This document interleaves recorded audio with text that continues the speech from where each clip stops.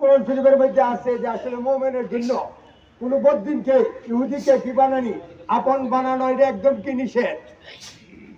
মুসলমানরা যারা কি কোন বিজাতিকে কি আপন না বানায়, যদি বানায় তাহলে তারা তাদের দলভুক্ত হবে। আমরা কি বদ্দিনদের দলভুক্ত হইতে চাই? আমার কেরামের দলে উঠতে চাই।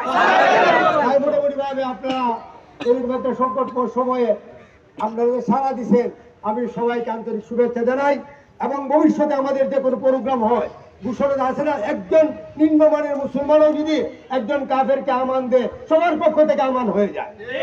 তাই পরামর্শ সাপেক্ষে আমাদের পক্ষ থেকে যে কোনো মানুষ আমাদেরকে আহ্বান করবে, এই আহ্বানে আমরা এইরকম বিজলির মতো সারা দিতে রাজি আছি। তো সবাই আমরা আল্লাহর কাছে কায়েম অনুবাদকে দোয়া করি, আল্লাহর হুকুম ছাড়া তো কিছু হবে না।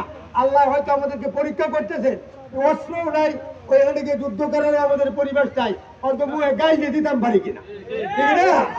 এই মান্না মিনকুম মুনকারান ফালিয়ুগাইয়িরু বিয়াদি ফাইল্লা ইয়াস্তাদি বিলিসানি ফাইল্লা ইয়াস্তাদি বিকলবিহি ওয়া যালিকা আযাবুল ঈমান। তাই আমি তারাইলে উলামায়ে কেরাম এবং সর্বস্তরের দিন বিরোধী জনতাদের কাছে আমাদের আবেদন থাকবে, প্রত্যেকটা সেক্টরে আমরা যারা মুসলমান আছি সবাই মনে করি যে আমার ইমানি দাবি, ইমানি দায়িত্ব। পরবর্তীতে কোনো সময় ডাকলে আমরা যাতে নাকি স্বেচ্ছা নিবেদিত প্রাণ আমি যাতে নাকি সাড়া দিতে পারি, এই মনোবৃত্তি নিয়ে আজকে আমরা এখান থেকে বিদায় হইব। এবং হ্যাঁ, ইহুদিদের পণ্য বেসামানিকে এদেরকে সাহায্য সহযোগিতা,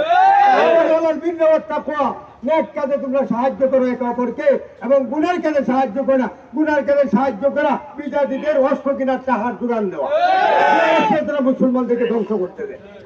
হ্যাঁ, এবং প্রশাসনের দৃষ্টি আকর্ষণে বলতে চাই, আসলে আপনাদেরও মনের দিক দিয়ে কোনো সময় বিশেষ মিটিং হয়, এই বিষয়ে সক্রিয় সহযোগিতা এবং নজরদারি, এবং আপনাদের মধ্যে মানবিক দিক দিয়ে ইমানি ঘৃণা বিজাতির পক্ষে থাকা দরকার।